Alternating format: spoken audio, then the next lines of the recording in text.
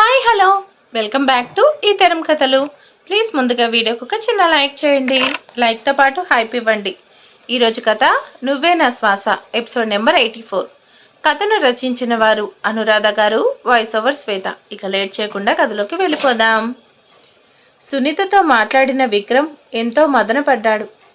ఆమెకు తనపై ఉన్న ప్రేమకి ఎంతగానో మురుసుకుపోయాడు. క్షణకాలం ఆమె జ్ఞాపకాలతో ఎంతో సతమతమయ్యాడు. వెంటనే ఆమె దగ్గరికి రెక్కలు కట్టుకొని వెళ్ళి వాలిపోవాలన్నంత కోరిక కలిగింది అతనికి. కానీ అతని కర్తవ్యం అతన్ని వాస్తవాన్ని గుర్తు చేసి పట్టు సడలనీయకుండా ఆపింది. విక్రమ్ ఆలోచిస్తూ ఉన్నాడు. తను తెలుసుకున్న నిజాల కోసం అభిరామ్కి చెప్పే ప్రయత్నం చెయ్యాలా వద్దా అని. అభికి చెప్పడానికి అతనికి ధైర్యం చాలడం లేదు. ఎందుకంటే అభి, అంజలి కుటుంబ సభ్యులు అందరూ మరణించి సమాధి అయ్యారని తెలిసి ఆ దృశ్యాలు చూసి తనే తట్టుకోలేకపోయాడు. మరి వాళ్ళెలా తట్టుకుంటారు? అంతేకాకుండా ఆ భూపతి చనిపోయిన వారిని కూడా అవమానించినట్టు రాతలు రాశాడు. ఆ సంగతి కనుక అభిరామ్కి తెలిస్తే క్షణం ఆలస్యం చేయకుండా వాడిని అడ్డంగా అక్కడే నరికేస్తాడు. కానీ అభిరామ్కి చెప్పకపోతే ఎలా? అక్కడ సూర్య తల్లిగారైన మైథిలి సమాధి అక్కడ లేదు అంటే ఆవిడ బ్రతికే ఉన్నారా? ఉంటే ఎక్కడున్నారు? రాజశేఖరం గారు పిల్లల్ని తప్పించి ఇక్కడి నుంచి పారిపోయినప్పుడు సూర్య తల్లిగారు కూడా ఇక్కడి నుంచి తప్పించుకున్నారా? ఒకవేళ తప్పించుకుంటే ఆవిడ ఏమయ్యారు ఇన్నేళ్లుగా? ఆవిడ ఆచూకీ లేదు అంటే ఏమని అర్థం చేసుకోవాలి? నా ప్రశ్నకు ఆన్సర్ ఎలా దొరుకుతుంది? ఎవరు చెప్తారు అని ఆవేదన పడుతూ ఉన్నాడు. అతనెంతో ఆలోచించి ఒక నిర్ణయానికి వచ్చాడు విక్రమ్. అందుకే తనకి తెలిసిన సమాచారం కోసం అభిరామ్కి చెప్పకుండా కేవలం అభిరామ్కి రాజావారి చిత్రపటం ఒక్కటే సెండ్ చేసి పెట్టాలి అనుకొని అభి మెయిల్కి ఆ ఫోటో సెండ్ చేశాడు అతను. విక్రమ్ మ్యాటర్ క్లియర్గా రాశాడు. అంజలి నాన్నగారు చనిపోయాక ఆయనకి కట్టించిన సమాధిపై ఈ ఫోటో ఉంది. నేను ఆ సమాధి ఎవరికి తెలియకుండా వెళ్ళి చూశాను. నీకేమైనా ఉపయోగపడుతుందేమో చూడు అని రాసి పెట్టాడు. కానీ అతనికి ఏదో కంగారు కలుగుతుంది. అందుకే ఇంకో మెయిల్ చేశాడు. అభి, నువ్వు ఎక్కువగా ఆలోచన చేయకు, అలాగే ఎక్కువ ఆవేశపడకు. అన్ని నిజాలు తెలుస్తాయి. నువ్వు ఫోటోని సీక్రెట్ స్టోరేజ్లో సేవ్ చేసుకున్నాక ఈ 2 మెయిల్స్ డిలీట్ చేయి అని చెప్పి సెండ్ చేశాడు. అభి ఆఫీస్లో ఉన్నాడు. అతనికి అంజలి చేసిన పనికి చాలా నవ్వు వచ్చింది. ఆ విచిత్రకి ఎంత ధైర్యం! నా అంజలికి కాఫీ తెమ్మని ఆర్డర్ వేస్తుందా? అయిపోయింది పాపం.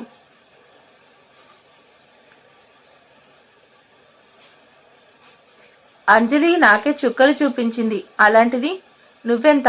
ఇంకా జన్మలో కాఫీ ముట్టుకోవు అని నవ్వుకుంటూ అనుకుంటున్నాడు. అంజలికి మరీ అల్లరి ఎక్కువ అవుతుంది, భయం లేకుండా చేస్తుంది అని ఆమెను కొద్దిగా మందలించాలి అనుకుని ఆమెను తన క్యాబిన్లోకి అర్జెంటుగా రావాలని పిలిచాడు. అంజలి భయపడుతూ అయిపోయాను, ఇప్పుడు మిస్టర్ బీపీ నా తల వాచేటట్టు క్లాస్ ఇస్తాడు అనుకుంటూ బిక్కమొహం వేసుకొని అభి క్యాబిన్ వైపు వెళ్ళబోతుంటే ముష్టి ఆమె నాపి, అంజలి ఏమైంది? ఎందుకు డల్గా ఉన్నావు? ఎవరైనా ఏమైనా అన్నారా అని కంగారుగా అడిగాడు. ఆమె దిగులుగా ఏమీ లేదన్నయ్యా, మీ బాస్ చేతిలో ఇవాళ నాకు క్లాస్ ఉంది. ఇప్పుడే క్యాబిన్లోకి రమ్మని ఆర్డర్ వేశారు అని చెప్పింది. ముష్టి విసుక్కుంటూ ఈయనొకడు ఎప్పుడు ఏదో ఒక గొడవ అనుకుంటూ ఇంతకేంటి విషయం అని అడిగాడు. వాళ్ళిద్దరూ మాట్లాడుకోవడం అభి సీసీలో చూసి ఇద్దరిని లోపలికి అర్జెంటుగా రమ్మని ఫోన్ చేసి ఆర్డర్ వేశాడు. అంతే. ఇద్దరు కంగారు పడుతూ 2 క్షణాలు అభి క్యాబిన్లోకి చేరుకున్నారు. అంజలి తప్పు చేశానన్నట్టు తలదించుకొని నిల్చుంది. ముష్టికి విషయం తెలియక అయోమయంగా చూస్తూ ఉన్నాడు. అభి అంజలి వైపు కాస్త కోపంగా చూస్తూ ఏంటి నువ్వు చేసిన పని? ఆ అమ్మాయికి ఏమన్నా జరిగితే? అంటే సార్, ఆమెకేమీ జరగదు. నేను ప్రమాదకరం అయినది ఏమీ కలపలేదు, కేవలం స్వీట్ ఎక్కువ వేశానంతే అని ఆన్సర్ చేసింది. అభి కసురుకుంటూ చేసింది చాలక ఇప్పుడు కవరింగ్ చేస్తున్నావా? నాకు తెలీదా నువ్వెలాంటి కాఫీ ఇచ్చి ఉంటావో? అది చాలదని నేను పిలిస్తే భయం లేకుండా వీడితో బయట ముచ్చట్లు పెట్టుకుంటున్నావు. అన్నా చెల్లెలిద్దరూ సోది చెప్పుకోవడానికి ఆఫీస్కి వచ్చారా? మీకు మీ బాస్ అంటే భయం లేదా అని కోపంగా అడిగాడు. అభి మాటల్లో ముష్టికి అర్థమైంది. కేవలం అంజలి కాఫీ అన్న ఒక్క మాటే, అంతే. ముష్టి కంగారు పడ్డాడు. వామ్మో, ఆ సంగతి అతనికి తెలియంది కాదు. అంటే ఇప్పుడు మళ్ళీ అలాంటి కాఫీ ఎవరికైనా ఇచ్చిందా? చచ్చారనుకొని, బాస్ ఇంతకీసారి లాటరీ కాఫీ కప్ ఎవరికి వెళ్ళింది అని ఆతృతగా ఇంకా ఆనందంగా అడిగాడు ముష్టి. అభి విసుగ్గా అతని వైపు చూశాడు. అంజలి కలుగ చేసుకుని, అన్నయ్య మీరేం కంగారు పడకండి. ఆ విచిత్రకి నేనేం అభికిచ్చినంత చెండాలం లాంటి కాఫీ ఇవ్వలేదు. ఆవిడ స్వీట్ ఎక్కువ ఉండే కాఫీ కావాలని అడిగారు. ఎంతైనా కొత్తగా వచ్చిన సెక్రటరీ అడిగారు. నోరు తీపి చేద్దామని ఒక 10 స్పూన్లు షుగర్ కలిపిచ్చాను అంతే. అందుకోసమే నన్ను ఇంతలా తిట్టాలా? అదే కాకుండా ఆవిడ ఆరోగ్యం కోసం ఇంతలా కంగారు పడిపోవాలా సార్ అని అమాయకమైన మొహం పెట్టుకొని చూస్తూ నిల్చుంది. అభి అంజలి 10 స్పూన్లు అనగానే యాక్ అన్నట్టు ఫేస్ పెట్టుకొని చచ్చింది విచిత్ర అనుకున్నాడు. ముష్టి షాక్ అయిపోయి, ఏంటి ఆ లాటరీ విచిత్రకు తగిలిందా? అయ్యో విచ్చి అని కంగారుగా ఆమె కోసం పరుగులు తీస్తూ అక్కడున్న వస్తువులు కిందకి తోసేసి అంజలిని కూడా పక్కకి నెట్టేసి మరీ బయటకు వెళ్ళిపోయాడు. అంజలి ఇంకా అభిరామ్ అవాక్కైపోయి వీడేంటి ఇలా పరిగెత్తాడు అనుకుంటూ ఉన్నాడు అభిరామ్. అంజలి కూడా కాస్త ఆశ్చర్యంగా చూస్తూ పాపం అన్నయ్య అనుకొని అభి వైపు కోపంగా చూస్తూ, ఇప్పుడు మీకు సంతోషమేగా? నాకెంచాక చాక్లెట్స్ కొనిపెట్టేవారు, అలాంటిది అన్నయ్యకి కూడా నాపై కోపం వచ్చి చూడండి ఎలా వెళ్ళిపోయారో, అంతా నీ వల్లే అని కోపంగా బయటకు వెళ్ళిపోయింది. అభి విస్తుపోయి, వాట్, తప్పు నాదా అని ఆగు అంటూ ఆమెకు అడ్డుపడ్డాడు. అంజలి పక్కకు తప్పుకోబోతే ఆమెకు దగ్గరగా వచ్చి చేతులు అడ్డుపెట్టాడు. అంజలి అక్కడ ఉన్న వాల్కి చారబడి ఉంది. అభి ఆమెను అటు ఇటు కదలివ్వకుండా చేతులు అడ్డుపెట్టి ఆమె కళ్ళలోకి సూటిగా చూస్తూ, ఎక్కడికి తప్పించుకుంటున్నావు హా అని అడిగాడు. అంజలి గొంతు వణుకుతూ ఉంది. అభిరామ్ అంత దగ్గరగా వచ్చి నిల్చొని ఆమెను ఎటూ వెళ్ళనివ్వకుండా అడ్డగించి ఆమె వైపు తీక్షణగా చూస్తూ ఉంటే ఆమె గుండె వేగం హెచ్చి మాట రావడం లేదు. ఏదో కంగారు మొదలైంది. ఆమె పెదవులు వణుకుతూ చేతులు కాళ్ళు చెమటలు పడుతూ ఉన్నాయి. శరీరం జివ్వుమని లాగేస్తున్న భావన మొదలైంది. ఆమె నుదుటిపై చిరుచెమట పట్టి ఆమెను అయోమయ పరిస్థితుల్లో పడేసేలా ఉన్నది. ఆమె కొన్ని క్షణాలు మైమరిచిపోయి అతని కళ్ళలోకి చూస్తూ ఉండిపోయింది. అభి ఆమె వైపు కైపుగా చూస్తూ అందమైన ఆమె ఎదరాల వంపు తిరిగిన విల్లులా ఉన్న గులాబీ రంగు అందాన్ని చూసి మనసు అదుపు చేసుకోవడానికి ఎంత కష్టపడుతూ నిల్చొని ఆమెకి ఇంకాస్త దగ్గరగా వచ్చి నిల్చుని అడుగుతున్నాడు. ఏంటి ఆన్సర్ లేదు హా? ఇప్పటి వరకు అరిచావుగా, మాట్లాడు. ఎక్కడికి ఎస్కేప్ అవుతున్నావు హా? నిన్నంత తేలిక వదులుతానా అని అడిగాడు. అంజలి వణుకుతున్న స్వరంతో, హా అవును, తప్పు మీదే. మరి నన్నెందుకు కాఫీ తెమ్మని చెప్పారు? నేను ఏం బాయ్నా కాఫీ తెచ్చిపెట్టడానికి? మీరు నా చేత కాఫీ తెప్పించుకోవడం వల్లే నా ప్లేస్ లాక్కొని కూర్చున్న విచిత్రకు లోకువయ్యి నన్ను కాఫీ అడిగింది. నా కోపం వచ్చి అలా చేశాను. దీనంతటికీ కారణం మీరే, ఖచ్చితంగా మీరే, నాదేం తప్పు కాదు అని భయపడుతూ అభి కళ్ళలోకి చూస్తూ చెప్పి, దారివ్వండి అని అడిగింది. అభి చిన్నగా నవ్వి, హాహా ఏం తెలివే శశి అని మనసులో అనుకుని, ఇవ్వకపోతే అన్నాడు. అంజలి తడబడుతూ మాట రానట్టు ఏదో గజిబిజిగా ఎందుకు ఇవ్వరు అని అడిగింది. ఆమె కంగారు పడ్డం చూసి అభి నవ్వుకుంటూ, సరే అని వదిలే. ఏంటి, నీకు ఆ ముష్టి మాత్రమే చాక్లెట్స్ కొనిపెడుతున్నాడా? మరి నేను కొనిపెట్టలేదా? నిన్ను బాగా చూసుకోవడం లేదా చెప్పు అని దిగాలుగా చూస్తూ అడిగాడు అభి. అభి కళ్ళలో ఆమెపై ఉన్న ఇష్టం కనిపిస్తుంది. అతని మాటలో ఆమెపై ఉన్న ప్రేమ వినిపిస్తుంది. ఆమె అంతా గుర్తిస్తూ ఉంది. కానీ ఎక్కడో సందేహం ఆమెకు అడగాలి అనిపించింది. అభి నీకు నేనంటే ఇష్టమా అని. కానీ ఎంతో కష్టం మీద ఆలోచన మానుకుంది. ఆమె అనుకుంటుంది, నేను కనుక అలా అడిగితే నన్ను వెర్రితాని కింద జమ కడతాడు. నో, అడగకూడదు. నేను భ్రమపడుతున్నా, అది నిజం కాదు అని అనుకుంటూనే ఉన్నా. అంతలోనే అతని రూపాన్ని చూస్తూ మైమర్చిపోతూ రెప్పవేయడం మర్చిపోయి అతన్ని అలా చూస్తుంది అంజలి. అతని పెదవులపై గోల్డ్ అండ్ బ్రౌన్ కలర్ మీసకట్టు అతనికి ఎంతో అందాన్ని పెంచుతూ ఉంటే, గెడ్డం ట్రిమ్ చేసుకొని కనిపించకుండా ఉండి మరింత మ్యాన్లీగా ఉన్నాడు అభి. అతని చిన్నగా వంపు తిరిగి అతనికి మరింత అందాన్ని పెంచింది. సొట్టపడుతున్న ఆమె బుగ్గలకి సరిపోలిక అన్నట్టు అతని గెడ్డంపై ఉన్న వంపు అతనికి మరింత అందాన్ని ఉంది.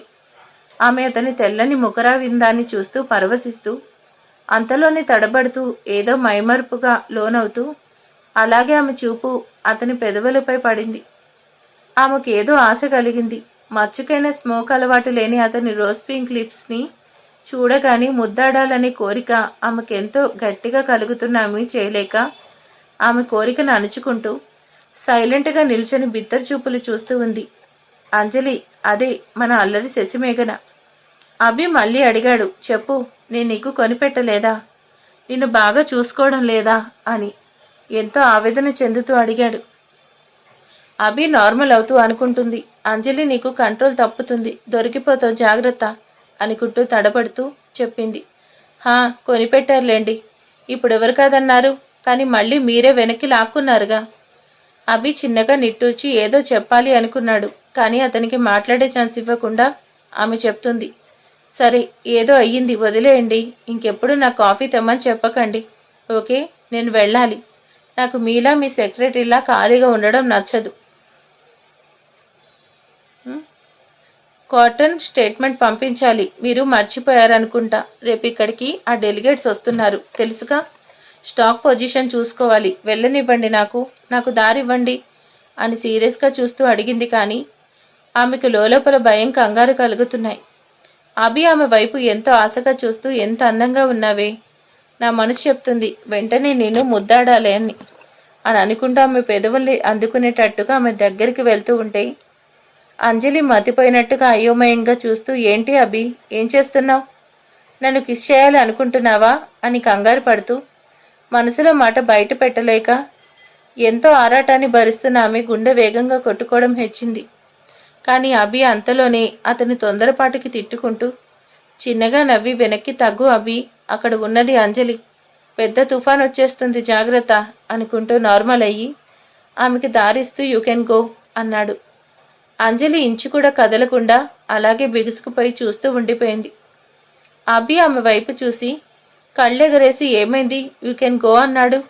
అంజలి ఉలిక్కిపడి, వెళుతున్నా, మీరు దారివ్వందే ఎలా వెళ్ళగలను, షూ అనుకుని కంగారుగా అతన్ని పక్కకు నెట్టి బయటకు కంగారుగా వెళ్ళిపోయింది. అభి అంజలిలో కనిపించే కవ్వింపుకి మరింత డిస్టర్బ్ అవుతూ ఎంతో గోముగా అంటున్నాడు, ఐ లవ్ యూ డియర్, ఈ మాట ఎప్పుడు చెప్పగలను నీకు అని అతని ఫేస్పై పడుతున్న అతని సిల్కీ హెయిర్ వెనక్కి చేతులతో సర్దుకుంటూ చిన్నగా నవ్వుకొని అల్లరి పిల్ల భయపడింది అనుకుంటూ అతను వర్క్పై శ్రద్ధ పెట్టి కూర్చొని వర్క్ చేసుకుంటూ ఉన్నాడు. అంజలి ఆమె క్యాబిన్లోకి వెళ్ళి అభి చేసిన చర్యకి పూర్తిగా డిస్టర్బ్ అయిపోయి అయోమయంలో పడిపోయి అతని ఊపిరి కూడా అందనంత భారం గుండెలపై ఉన్నట్టు అనిపించి అక్కడ ఉన్న వాటర్ మగ్గుతో సహా పైకెత్తేసి గబగబా తాగేసి హమ్మా అనుకొని కూర్చొని 2 చేతులతో తల పట్టుకొని ఏదో వింత అనుభవం కలిగింది అన్నట్టు కళ్ళు మూసుకొని, ఏంటి అభి ఉద్దేశం, నన్ను ముద్దు పెట్టుకోవాలనుకున్నాడా, లేక నేనే ఆ పని చేయాలనుకున్నానా అని ఫుల్ కన్ఫ్యూజన్ అయిపోయి ఎటూ తేల్చుకోలేక మౌనంగా ఉండిపోయింది. అలా కాసేపు కూర్చొని వాస్తవం గ్రహించింది. వర్క్ విషయంలో చాలా బిల్డప్ ఇచ్చి వచ్చాను, స్టేట్మెంట్ పంపించకపోతే కాఫీ విషయంలో ఇప్పుడు ఏదో నవ్వేసి ఊరుకున్నాడు, కానీ ఈసారి తేడా వస్తే ఆ కాఫీ ఏదో నా చేత తాగిస్తాడు, అమ్మో అని వర్క్లో లీనమయ్యింది అంజలి. అభి కాసేపటికి అతనికి వచ్చిన మెయిల్ చెక్ చేశాడు. అది విక్రమ్ చేసిందని తెలుసు. అందుకే అతని చుట్టూ చూసి ఎవరూ లేరు అని కాసేపటి వరకు ఎవరిని లోపలికి రావద్దని చెప్పి ఆ మెయిల్ ఓపెన్ చేశాడు. చూడపోతే అంజలి తండ్రి రాజా విజయరాఘవ్ గారు సంతోషంగా నవ్వుతూ ఉన్నట్టు ఉన్న ఫోటో కనిపించింది. అభి తుల్లిపడ్డాడు. అతను మావయ్య అని కన్నీళ్లు పెట్టుకుంటూ గట్టిగా మావయ్య అని అరిచి అంతలో తను ఉన్న ప్రదేశం గమనించుకొని కంట్రోల్ అవుతూ ఆయన నిజంగా దగ్గర నుంచి చూస్తున్నట్టు భావించి, మావయ్య, నేను మావయ్య, మీ సూర్యతేజాని అని ఏడుస్తూ, మిమ్మల్ని ఎందుకు వదిలి వెళ్ళిపోయారు మావయ్య, శశి నా దగ్గరే ఉంది మావయ్య, మీరంతా మమ్మల్ని వదిలేశారు, నాతో నాన్నగారు కూడా లేరు, అంతా దూరం అయిపోయారు, నన్ను వినోద్ గారు కన్నతండ్రి కంటే ఎక్కువగా పెంచారు మావయ్య, నాకు మీ అందరినీ చూడాలని ఉంది, మా అమ్మ ఏమైంది, అత్తయ్య లేదు, ఎక్కడికి వెళ్ళారు, అసలు ఏం జరిగింది అని కన్నీళ్లు పెట్టుకుంటూ ఆ స్క్రీన్పై ఉన్న ఫోటో చూస్తూ అడుగుతున్నాడు. అభిరామ్ ఎందుకు మన జీవితాలు ఇలా మారిపోయాయి అని ఒక్కసారిగా శక్తి కోల్పోతున్నట్టు అయిపోయి నేలపై కూర్చుండిపోయాడు. అభి చాలాసేపు ఆ ఫోటో చూస్తూ ఏడ్చాడు. అలా కొన్ని గడియలు గడిచింది. అంతలో అభి ఫోన్ మోగింది. ఆ రింగ్ టోన్కి అతను నార్మల్ అయ్యి చుట్టూ చూసుకున్నాడు. అతను నేలపై కూర్చుని ఏడుస్తూ ఉండడం గుర్తించాడు. ఎవరైనా తనని ఇలాంటి పరిస్థితుల్లో చూస్తే అంతెందుకు, అంజలి చూస్తే ఇంకేమైనా ఉందా, పిచ్చిది, తట్టుకోలేదు అనుకుని పైకి లేచి కన్నీళ్లు తుడుచుకొని విక్రమ్ సజెషన్ ప్రకారమే ఆ ఫోటో స్టోర్ చేసుకుని 2 మెయిల్స్ డిలీట్ చేశాడు. ఆ ఫోటోని చూస్తూ గత జ్ఞాపకానికి తెచ్చుకునే ప్రయత్నం చేసుకుంటూ కూర్చున్నాడు. ముష్టి కంగారుగా విచిత్ర దగ్గరికి వెళ్ళాడు. ఆ అమ్మాయి క్యాబిన్ అభి క్యాబిన్కి కాస్త దూరంలో ముష్టి క్యాబిన్కి దగ్గరలో ఉంది. ముష్టి ఆమెను చూసి విచ్చి, మీరు ఎలా ఉన్నారు అని అడిగాడు. ఆమె ఎవరితోనో ఫోన్ మాట్లాడుతూ ఉంది. అతను రాగానే ఫోన్ కట్ చేసి చెప్పండి సార్ అని అతని వైపు నవ్వుతూ చూసి అడిగింది. ఆమె కళ్ళు ఎర్రబడి ఉన్నాయి. అతను ఆమెను అపురూపంగా చూస్తూ ఏమైంది విచ్చి, ఎందుకు డల్గా ఉన్నావు, ఏడుస్తున్నట్టున్నావు అని అడిగాడు. ఆమె మెలికలు తిరుగుతూ ఏం లేదండి, కడుపులో తిప్పినట్టు ఉంటే వామిట్ చేసుకున్నా, అందుకే కళ్ళు ఎర్రగా ఉన్నాయి. నేనెందుకు ఏడుస్తాను చెప్పండి, ఇంత మంచి జాబ్ వచ్చింది, అలాగే ఇంత మంచి హ్యాండ్సమ్ హీరో లాంటి మీరు నాకు సపోర్ట్గా ఉన్నారు, ఐఎమ్ వెరీ హ్యాపీ అని చెప్పింది. ఆ మాటకి ముష్టి వేరే లెవెల్లో గొప్ప అయిపోయి ఓ నిజంగానా, థ్యాంక్స్ అని దిగాలుగా చూస్తూ మీకు ఏదైనా ఇబ్బందిగా ఉన్నా, ఏదైనా అవసరం ఉంటే నాకు చెప్పు, ఓకే. ఇంకో విషయం, అంజలి చిన్నపిల్ల, తనేమన్నా పట్టించుకోవద్దు, తనతో ఎటువంటి గొడవ వద్దు ప్లీజ్. ఆమె అంటే నాకు చాలా ఇష్టం, నా చిట్టి చెల్లెలు తను, అందుకే ఆమె కోసం రిక్వెస్ట్, మీరు అంజలితో ఎటువంటి పనులు చేయించుకోవాలని చూడకండి, అలా చేస్తే మీరే చిక్కుల్లో పడతారు, చివరికి మీకు అభిరామ్ సపోర్ట్ కూడా ఉండదు అని ఆమెకు క్లియర్గా అర్థమయ్యేటట్టు చెప్పలేకపోయినా ఏదో అతని పద్ధతిలో చెప్పాడు.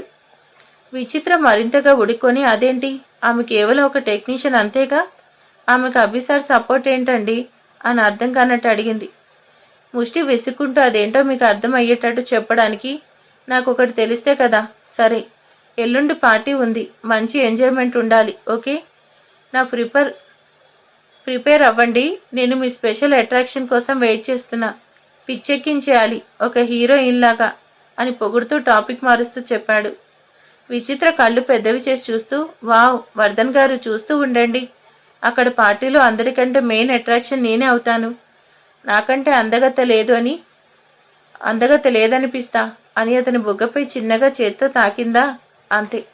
ముష్టి మురుసుకుపోతూ ఓ హా అని రాగం తీస్తూ గిరిగెర తిరుగుతూ వెనక్కి తిరిగి చూశాడు, అంతే. అతని ఎదురుగా ఏదో ఫైల్ పట్టుకొని నిల్చున్న అంజలి కనిపించింది, అంతే. ముష్టి షాక్ అయిపోయి కయ్యమని అరిచి నోరు మూసుకొని చూస్తూ ఉండిపోయాడు. మరి ఇంకేం జరుగుతుందో నెక్స్ట్ పార్ట్లో చూద్దాం. Thank you for watching. Like చేయండి, కామెంట్ చేయండి. Thank you.